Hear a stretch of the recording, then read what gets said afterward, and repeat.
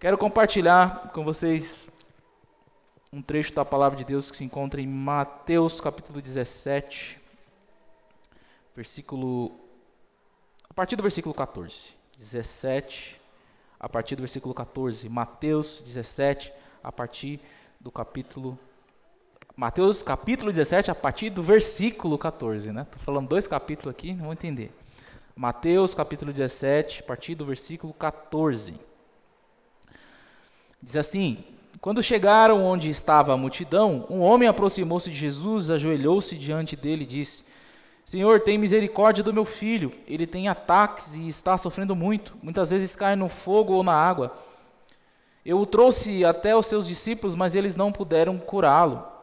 Respondeu Jesus: Ó geração incrédula e perversa, até quando estarei com vocês? Até quando terei que suportá-los? Tragam-me o menino.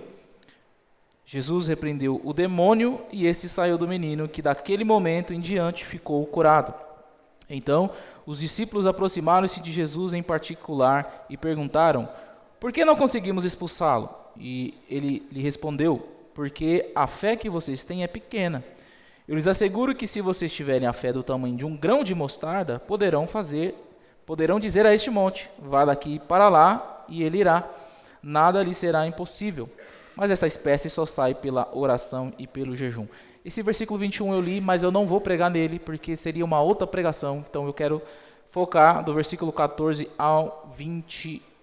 Versículo 14 ao 20, amém? Vou fazer uma oração. Pai, nós queremos te agradecer por essa oportunidade de ouvir a tua palavra. Peço a tua graça sobre a minha vida, para que eu possa expor com acerto a porção que o Senhor tem para nós hoje. O Senhor sabe já tudo o que eu vou falar, porque o Senhor me falou com antecedência, mas os irmãos que aqui estão nada sabem do que eu vou falar a respeito desse texto. Então eu peço, Espírito Santo, que o Senhor venha tocar no nosso coração nessa noite, que as lutas que nós estamos lutando, as lutas que nós estamos enfrentando, nós possamos sair daqui sabendo como vencê-las através da tua palavra, em nome de Jesus. Amém. Irmãos, nós estamos vivendo tempos difíceis na igreja evangélica brasileira. Sim ou não? Tempos difíceis. Essa semana mesmo vocês viram a notícia aí da briga da Xuxa com o Silas Malafaia. E não é só isso, isso vem se arrastando há alguns anos, desde 2003, se eu não me engano. Eu não era nem crente, mas fui dar uma estudada para ver de onde está vindo tanta confusão da igreja evangélica. A gente vê que tem crise de identidade. A igreja parece que não sabe mais o que ela é. Sabe por que está aqui? Crise de dogmas, coisas principais do evangelho, como Jesus é o único caminho. Essas ideias já estão se perdendo no meio evangélico. A gente tem crise doutrinária. São pessoas inventando doutrina em cima de coisa que não tem na Bíblia. Então, a igreja evangélica está sucumbindo, vou dizer essa palavra, está padecendo. E eu não posso usar isso para dizer não, porque Jesus disse que no final dos tempos, eu não posso usar essa desculpa do fim dos tempos para dizer que a igreja está passando por isso, porque é o fim dos tempos. Não apenas isso, mas é porque também é uma falha. Nós estamos perdendo discernimento espiritual. Nós estamos perdendo o discernimento espiritual. Isso está fazendo com que muitos estejam se perdendo dentro da igreja, ou a própria igreja se perdendo. E quando eu digo igreja, não estou dizendo aqui a igreja de Jesus, a noiva que será arrebatada, mas estou dizendo a instituição, que é dividida em vários ramos. Assembleia de Deus, mundial, do poder de Deus, universal. Essas instituições, elas têm quebrado, e a falta de discernimento espiritual é que tem feito tudo cair. É falta de fé mesmo. Quando nós não temos discernimento espiritual, nós não sabemos diferenciar o que nós estamos passando, se é uma luta espiritual, se é uma luta nossa, se é algo que nós enfrentamos, ou se é algo que eu causei. Muitas vezes nós causamos, outras vezes o diabo causa, e outras vezes Deus quer fazer alguma coisa, e Ele faz. Mas quando falta discernimento espiritual, é aí que nós caímos. Enquanto nós estivermos com a nossa fé limitada, com o nosso discernimento limitado, nós não teremos como vencer as nossas lutas espirituais. Hoje parece que tudo virou comum, parece que é básico, organizacional, parece que tudo é organismo. As pessoas estão deixando de lado que existe uma luta por trás de tudo isso. Que por trás do seu casamento, que por trás daquilo que você trabalha, por trás da sua família, existe uma luta muito maior que aquela que nós não vemos. E Paulo já nos deixou um alerta, dizendo que a nossa luta não é contra pessoas, não é contra a carne. Efésios capítulo 6,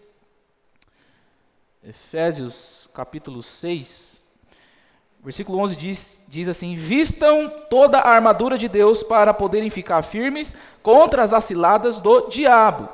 Pois a nossa luta não é contra seres humanos ou contra a carne, mas contra os poderes e autoridades, contra os dominadores deste mundo de trevas, contra as forças espirituais do mal nas regiões celestiais. Ou seja, nós já sabemos que nós temos uma luta, e essa luta é travada não no reino físico, mas sim no espiritual. Enquanto nós estamos aqui, nesse mesmo momento, o diabo está tentando atacar a nossa família.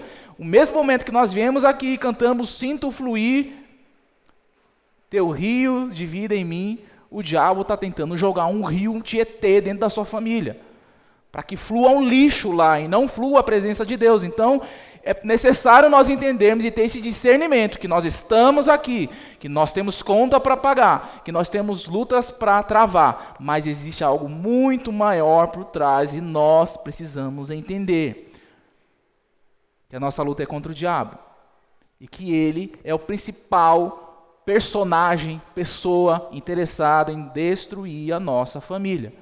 Se tem alguém mais interessado em destruir você, em destruir a sua família, se chama Satanás e os seus anjos. Nós precisamos entender.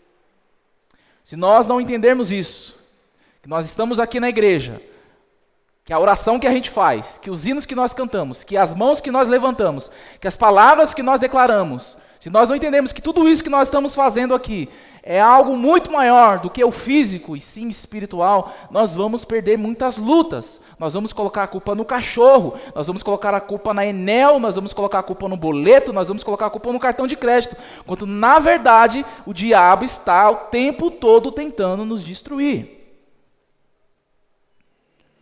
Agora, se nós olharmos para o texto que eu li, nós vamos ver que os discípulos estavam enfrentando uma luta espiritual, que começou no Monte da Transfiguração, porque eles não entenderam nada. Depois que aparece Moisés e Elias, eles querem fazer tendas, Jesus fala, não tem nada a ver com isso.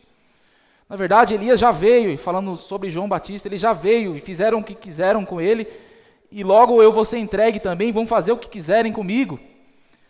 E quando eles descem desse monte chamado Monte da Transfiguração, uma montanha da Transfiguração, os discípulos dão de cara em uma vila onde tem um pai desesperado com o filho que está endemoniado. E eles não conseguem lidar com esse assunto. O texto diz que o pai, estava desesperado e foi procurar Jesus. Jesus, eu tenho um problema aqui. E os seus discípulos não conseguiram dar um jeito. Ao nós olharmos para esse texto, a gente pode ver que haviam pessoas com ataques do diabo, mas os discípulos não sabiam o que fazer. Assim como nós também sofremos muitos ataques do diabo e nós não sabemos o que fazer. Então a gente corre para um monte de pessoas porque a gente não sabe o que fazer. O que eu faço com isso? Isso aqui acabou de cair na minha mão, o que eu faço? E muitas vezes nós procuramos os homens de Deus, nós procuramos a equipe de intercessão. Mano, resolve esse negócio aqui para mim. É como se nós fizéssemos isso e nada fosse resolvido. Era isso que os discípulos estavam passando. Ou aquele homem que tinha um filho endemoniado estava passando. Ou seja, eu tenho um problema aqui, o meu filho está endemoniado e os seus discípulos, Jesus, não conseguiram fazer nada. É como se alguém chegasse aqui na igreja e falasse, pastor, ora por mim, irmão, ora por mim, e não acontecesse nada. É como se chegasse alguém endemoniado aqui na igreja e começasse a estribufar aqui, gritar, e a gente chegasse para expulsar o demônio não sai. E aí a gente tem que ligar lá, pastor Walter, pelo amor de Deus, ô pessoal da Rocha Eterna, vem aqui orar porque o demônio não sai. Imagina, que situação terrível. nós lidarmos com uma possessão demoníaca e o demônio não embora. Problema. Esse problema os discípulos estavam passando. Se a gente olhar para o texto, a gente vê que enquanto as pessoas estavam sofrendo ali com ataques de demônios, os discípulos estavam discutindo. Tem um texto paralelo que conta a mesma história, que é Marcos 9, versículo 14 e 18. É a mesma história, só que Marcos conta um detalhe que não tem em Mateus, que diz assim, 9, 14. Quando chegaram onde estavam outros discípulos, viram uma grande multidão ao redor deles e o mestre da lei discutindo com eles. Logo que todo o povo viu Jesus, ficou muito surpreso e correu para saudá-lo. Perguntou Jesus: o que vocês estão discutindo? Um homem, no meio da multidão, respondeu: mestre, eu trouxe o meu filho que estava com espírito que o impede de falar. Onde quer que o apanhe, joga-o no chão. Ele espuma pela boca, range os dentes e fica regido. Pedi aos seus discípulos que expulsassem o espírito, mas eles não conseguiram. Aqui é só um detalhe. Enquanto existia ali uma possessão demoníaca, um trabalho do diabo sobre a vida do menino, os discípulos estavam discutindo lá com os mestres da lei. É como se chegasse uma pessoa aqui na igreja com problemas na família espirituais e a gente ficar discutindo teologia. Ficar pregando só teologia na igreja e pessoas entrando na igreja com problemas espirituais e a gente só pregando teologia, escatologia, estudo dos fins dos tempos, enquanto as pessoas estão sendo atacadas pelo diabo.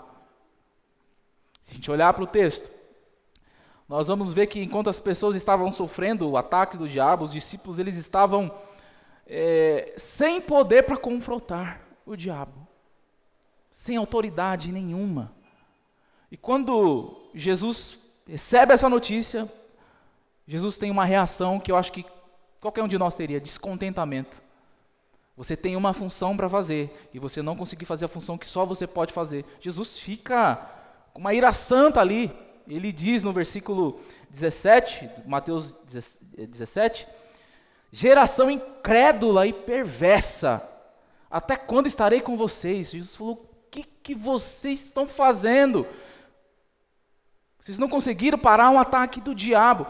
O que Jesus queria desses discípulos? Eles queria que esses discípulos tivessem uma fé poderosa, de chegar para o endemoniado e dizer: sai, demônio, sai, potestade, sai, e o menino ser liberto dos demônios. Jesus sempre esperava uma resposta de fé à altura por aquilo que os discípulos estavam passando.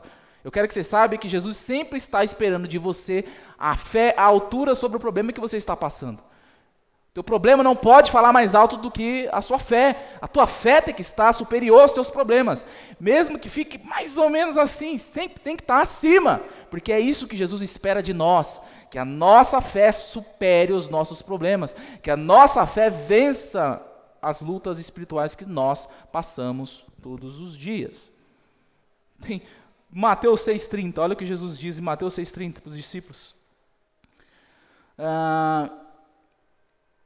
Se Deus que veste a erva do campo, que hoje existe e amanhã é lançada ao fogo, não vestirá muito mais a vocês, homens de pequena fé? Porque que Jesus estava falando das preocupações da vida, da ansiedade que as pessoas estavam colocando nas coisas da vida. Ele está falando: não, vocês não têm fé não?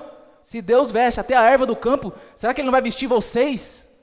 Vocês, homens de pequena fé. Porque Jesus esperava ali uma reação deles de fé. A fé teria ser superior. Se você ler mais Mateus 8, 26, Jesus, em outra ocasião, diz: por que vocês estão com tanto medo, homens de pequena fé? E ele se levantou e repreendeu os ventos e o mar, porque nessa situação da tempestade, Jesus também esperava a altura, a fé deles à altura aos problemas que eles estavam passando. Mateus 14, 31 também. Imediatamente Jesus estendeu a mão e segurou e disse: homem de pequena fé, porque você duvidou. É aquele exemplo de Pedro que começa a andar sobre as águas, ele vê a tempestade, ou seja, fica maior do que a fé que ele tinha para caminhar sobre as águas, ele começa a afundar, e Jesus fala: homem de pequena fé. Ou seja, Jesus está o tempo todo esperando de nós uma fé extraordinária. Jesus quer que você tenha uma fé louca, vou chamar de fé louca aqui, que é aquela fé que não importa o que estão dizendo, eu creio que Deus vai fazer algo na minha vida. Não importa o que eu estou passando, eu creio que Jesus vai fazer algo sobre a minha situação. Não importa o quanto tempo eu passo chorando, eu creio que Jesus vai dar um jeito nesse negócio. A fé sempre tem que estar acima das nossas provações. É isso que Deus deseja para nós. E quando Jesus repreende os discípulos, ele nos dá uma noção de como ele quer essa fé.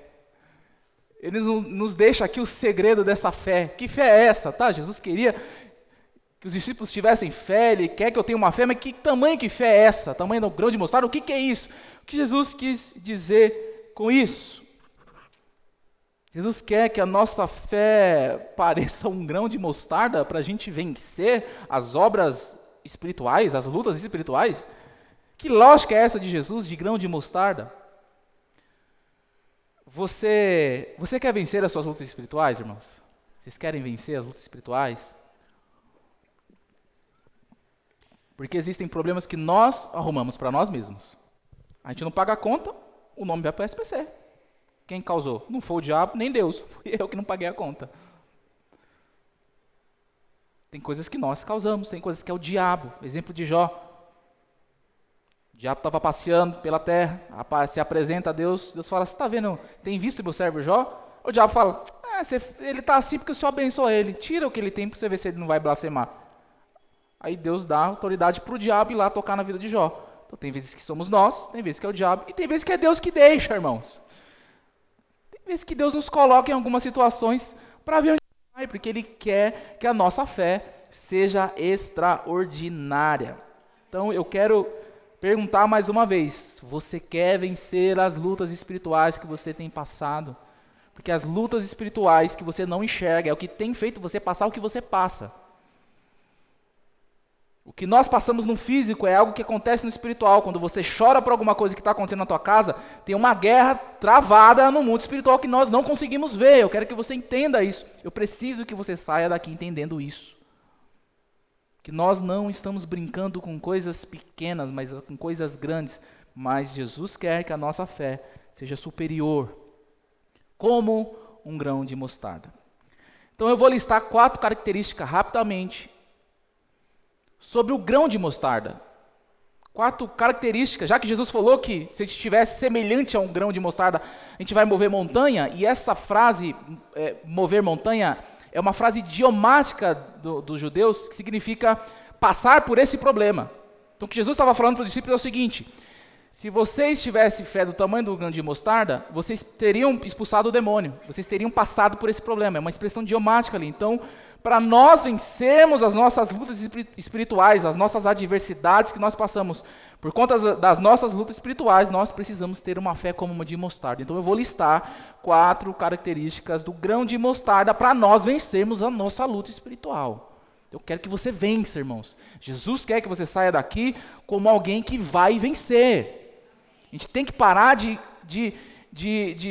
alimentar um espírito de derrotado. Alimentar um espírito de que Deus não está comigo. A gente fica alimentando um desejo de que não tem nada a ver com Deus. Sabe aquele desejo que Deus não vai me tirar dessa? Vai ficar mais difícil, vai piorar, está piorando. Irmãos, em nome de Jesus, vamos tirar isso do nosso vocabulário. Nós precisamos, em nome de Jesus, dizer, nós vamos vencer. A igreja vai vencer, você vai vencer, a sua família vai vencer, os seus filhos vão vencer, nós vamos vencer, em nome de Jesus. Em nome de Jesus, tenha uma fé como um grão de mostarda. Eu quero listar essas 4 características para vocês. Então, quero que você saiba que para nós vencermos as lutas espirituais, nós precisamos ter uma fé resistente.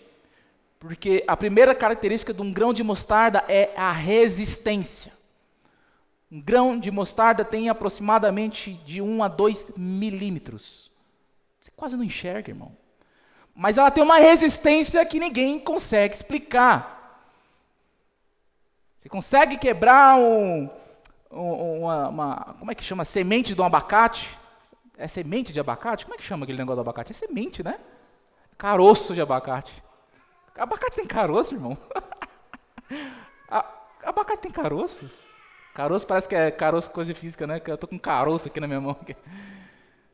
Mas se você pegar uma semente de um grão de mostarda, você não consegue fazer muita coisa. Apesar de ser pequeno, é muito resistente. Eu peguei aqui, a botânica fala sobre o grão de mostarda, depois vocês podem pesquisar pela botânica, mas eu escrevi aqui, o grão de mostarda é uma semente resistente e pode sobreviver em condições adversas, como em solos pobres e secos. Essa resistência se deve, em parte, pelo seu alto teor de óleo, que protege a semente contra pragas e doenças, e também ajuda a ficar hidratada. A semente, que se você comparar com outras sementes, sementes maiores, elas não têm. A sementinha bem pequenininha, tem um produto jorrando dela, que é um óleo, que faz com que ela dê certo em solos pobres em minerais, ou secos. Você pode jogar uma semente de mostarda, um grão de mostarda, um solo seco, vai dar. Se você jogar num solo pobre, um solo que não dá nada, esse aqui não cresce nada, joga a semente, um grão de mostarda, você vai ver que vai dar certo, porque o grão de mostarda é resistente. Agora, assim como o grão de mostarda é resistente, é a fé que Jesus quer que nós tenhamos, uma fé resistente. E para isso, a gente não tem um óleo comum, mas nós temos como um óleo, que nós chamamos aqui, que é um símbolo, o Espírito Santo na nossa vida, que nos leva a ter essa resistência. É por isso que nós vemos ao culto, para nos enchermos do Espírito Santo. Quanto mais cheio do Espírito Santo você tem, mais resistência você tem, e a sua fé apenas cresce, cresce, cresce. Nós precisamos ter uma fé resistente. Assim como um grão de mostarda é resistente, nós precisamos ter uma fé resistente, não importa o tamanho. É que eu sou pequeno, minha fé é um pouquinho, eu tenho um pouquinho, eu não tenho muito. A gente tem que parar com essa mentalidade de nos acharmos pequenos. Porque Jesus falou, se você tiver fé como um grão de mostarda, 2 milímetros. Pequenininha, mas é resistente. O que nós precisamos fazer é nos enchermos do Espírito Santo de Deus, que é o nosso óleo. É aquele que nos ajuda a ter resistência, nos protege contra pragas e doenças. É por isso que o salmista Davi diz, unge minha cabeça com óleo, porque uma ovelha, naqueles tempos, não é igual hoje, você leva num pet shop. Leva pet shop, tem até injeção, internação. Eu estava conversando com o meu cunhado, e ele tem uma cachorra, que eu esqueci uma marca, é de raça, de marca, não é de raça. Eu não tenho cachorro, irmão, me perdoa, é de raça. E ele disse que ia gastar acho que R$1.000 com uma operação, uma cirurgia. Poxa, que é? Porque nós estamos vivendo com um cachorro faz uma cirurgia de R$1.000, irmão. Meu Deus do céu, eu pago 1.000 boletos com R$1.000. Mas naquela época não. Então o que precisava fazer para uma ovelha não entrar bicho na orelha da ovelha, ou para curar uma possível inflamação, o pastor que cuidava das ovelhas derramava óleo sobre a cabeça das ovelhas, e isso impedia que se inflamasse, que entrasse um bicho, ou que se tivesse, sairia. É por isso que nós precisamos ter o óleo, o Espírito Santo na nossa vida, porque aí nós teremos resistências, nós iremos passar pelas doenças, e nós iremos passar pelas pragas que vêm na nossa vida, e que são espirituais, mas nós estaremos protegidos e resistentes. Ou seja, o diabo se levanta, mas ele cai, porque ele vai se levantar, vai bater de frente com você, mas você está resistente como um grão de mostarda. A sua fé está lá em cima. Assim como um grão de mostarda é resistente, a nossa fé deve ser resistente. Uma fé resistente é uma fé com o braço a torcer. O que é uma fé resistente? Eu não vou parar enquanto esse negócio não melhorar. Eu não vou deixar de crer até Deus, você vai ter que vir aqui na minha casa, Deus. Sabe aquela fé teimosa? Sabe aquela fé da viúva pobre? Juiz, dá uma olhada no meu caso aqui. Sabe aquela mulher que ficou importunando o juiz, que Jesus usou como exemplo para nós orarmos a Deus? É essa fé que Jesus quer que nós tenhamos, uma fé resistente. Eu não vou largar, é um braço de ferro. O diabo está do outro lado, você está desse lado. Eu não vou, eu estou aqui, ó. Estou aqui, o diabo está tentando me empurrar, mas eu também estou fazendo força, porque a minha fé é resistente. É essa fé que Jesus quer que você tenha, que você saia daqui com uma fé resistente, em nome de Jesus. Para vencermos as lutas espirituais, nós precisamos ter uma fé resistente, mas também termos uma fé que cresce e se fortalece. A segunda característica de um grão de mostarda é que ela cresce de um jeito extraordinário e se fortalece também de um jeito extraordinário. Aí fui na botânica também pesquisar. E o grão de mostarda é uma semente que cresce rapidamente e se fortalece com o tempo. Pode crescer até 3 metros de altura.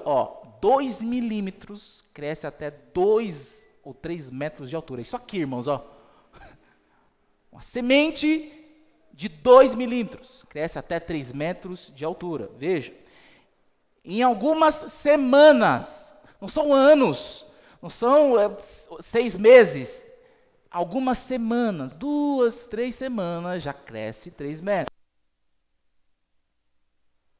Isso se dá ao fato de esse grão de mostarda ser rico em nutrientes como proteínas, fibras, vitaminas, minerais, que fortalece o corpo e promove a saúde e dá o constante crescimento. Agora, quando Jesus fala que a gente tem uma fé como o grão de mostarda, ele quer dizer que nós precisamos ter uma fé que cresce e se fortalece. E para isso a gente precisa de nutrientes. E onde nós encontramos o tal do nutriente para a nossa fé crescer e fortalecer? Se não na palavra de Deus.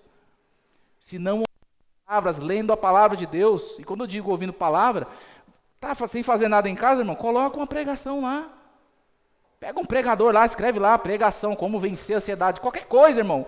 Eu prefiro que você veja pregação de qualquer pessoa do que não ouvir pregação. Eu ainda prefiro que você ouça a pregação de qualquer pessoa, contanto que você ouça, porque quando você ouve, você está colocando nutrientes, você está alimentando a tua fé, e a tua fé começa a crescer, crescer, crescer. Aí você ouve uma palavra sobre fé, aí você alimenta a tua fé. Domingo eu vou falar sobre ânimo, como vencer o desânimo, aí você vai sair, não, agora eu sei como vencer o desânimo. Mais uma semana que eu estou dizendo, mas agora eu vou vencer o desânimo. E aí você vai alimentando nutrientes, ferro, vai nutrindo ao ponto de você crescer tanto. É por isso que eu gosto de fazer essa combinação de você pegar pessoas que têm determinado tempo como cristão e pessoas que têm muito tempo e pouco tempo. Eu vi isso muito no Belmonte, de pessoas que chegam e já estão disparadas. Chega na igreja, é batizado, está trabalhando, está despontando, e aí você vê uma pessoa que está há muito tempo, mas está meio travada, não estou afim muito de fazer alguma coisa. O que está acontecendo com essas duas pessoas?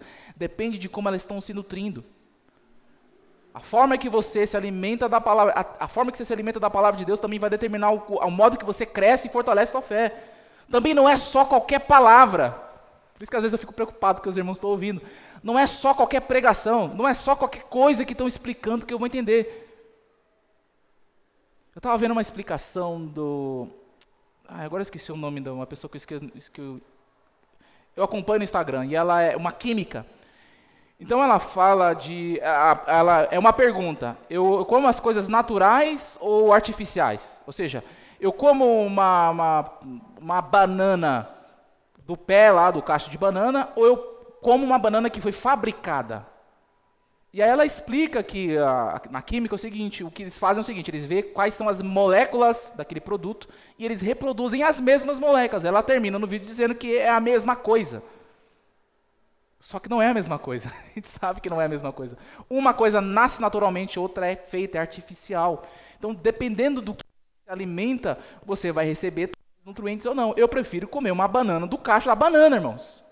Inclusive, a banana não tão madura e não verde, ela produz, algo que tem nela que produz serotonina, que é o que nós precisamos na nossa vida. Né? Para quem tem problemas de depressão e tal, isso é bom. Você come a banana, naquele mais ou menos madura, mas não está tão madura, mas também não está verde, aquilo vai produzir uma química no teu organismo que vai fazer você ficar melhor. Isso é interessante. Então, filtre aquilo que você está se alimentando na internet. Também não dá para ficar só vendo briga na internet, irmão. Eu já entendi a briga da Xuxa com Malafaia. Tá bom. Essa briga é antiga. Essa briga ideológica contra a igreja é muito antiga. Mas nós precisamos nos nutrir com a palavra de Deus. Se você se encher da palavra de Deus, você vai crescer e fortalecer a tua fé. Porque a fé que Jesus quer é como um grão de mostarda. Se tiver como uma fé do tamanho de um grão de mostarda, você vai dizer para a montanha, move, ou seja, você vai dizer para o teu problema, sai daqui, e ele vai acontecer. Então, em nome de Jesus, tenha uma fé que cresça e se fortaleça na palavra de Deus. Tem que vir nos cultos mesmo, irmão. Uma palavra que você está ouvindo hoje, domingo tem mais, na outra quinta tem a irmã Eliana, aí vai no outro domingo, se eu não me engano, a irmã Cláudia, no último domingo a irmã Cláudia vai pregar, aí você vai se alimentando, nutriente vai entrando, e você vai crescendo, e o que levaria a 6 meses ou 1 ano, daqui a 1 mês, 2, você já está fortalecido, você não, cresci, passei por esse problema, venci, porque a minha fé foi alimentada, e eu consegui vencer essas lutas que eu estava passando.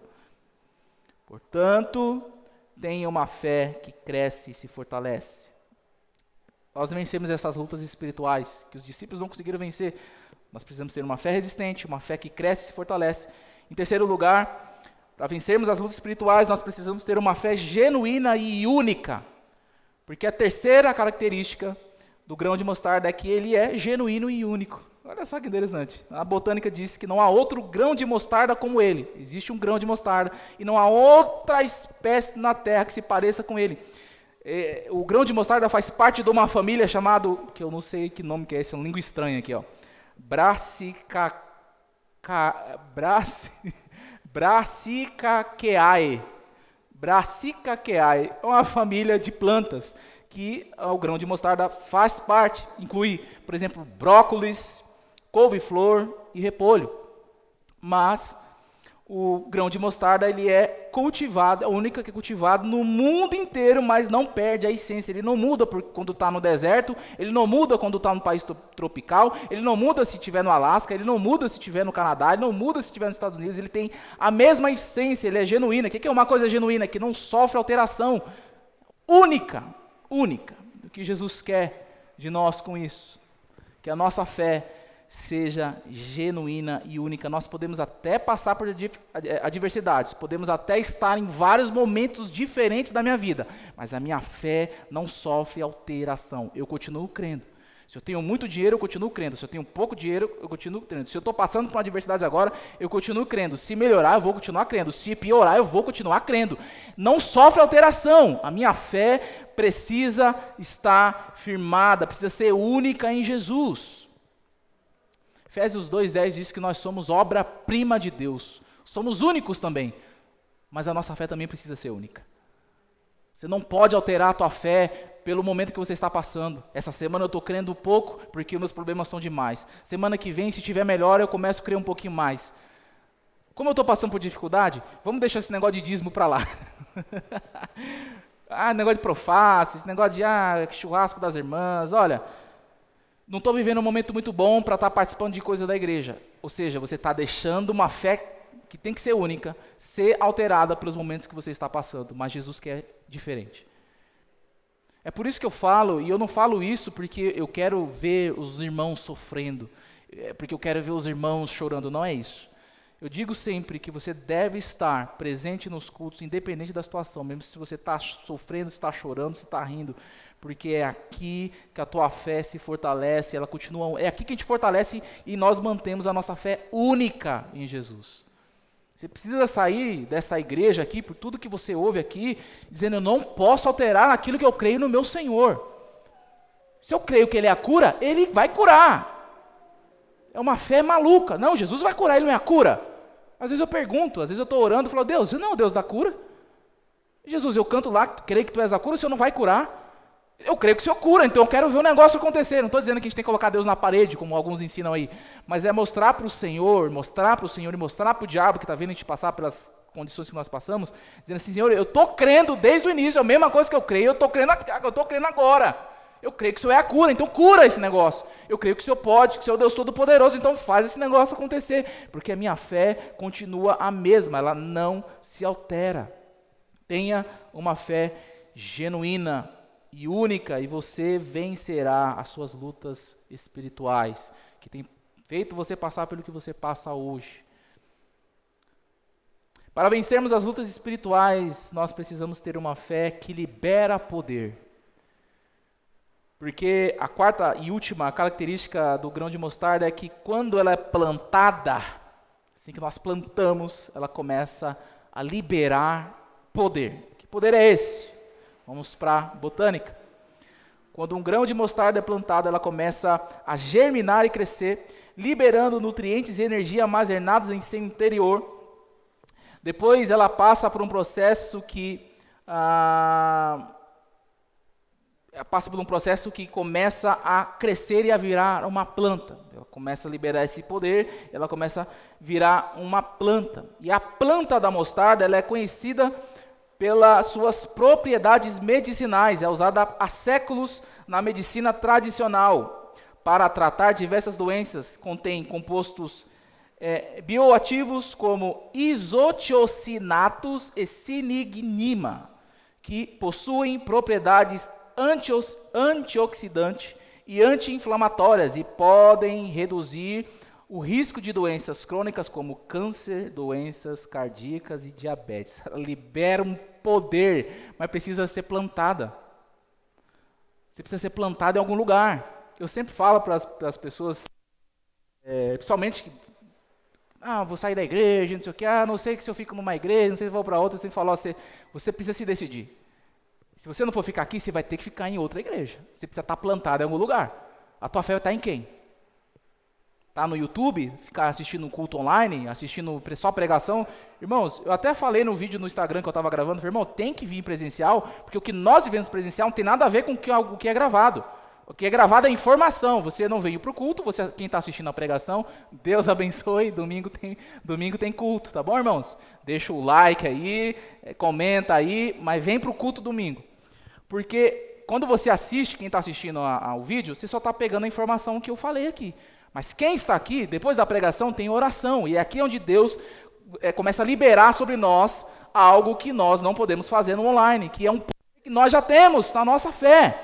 Que a fé também libera poder, assim como a semente, o grão de mostarda é plantado, se torna uma planta, e através dessa planta nós podemos combater o câncer e um monte de coisa, a nossa fé também, quando é plantada em Jesus, nós combatemos as doenças da nossa vida, nós vencemos as lutas espirituais que o diabo levanta contra nós, porque agora o poder começa a ser liberado, é por isso que precisa de fé, é por isso que os discípulos não conseguiram expulsar o demônio, porque precisava de fé. É por isso que Pedro não conseguiu andar sobre as águas, porque precisava de fé. É por isso que Jesus falou, vocês estão muito ansiosos, vocês não creem que Deus alimenta uma erva do campo, não vai cuidar de vocês, homens de pequena fé.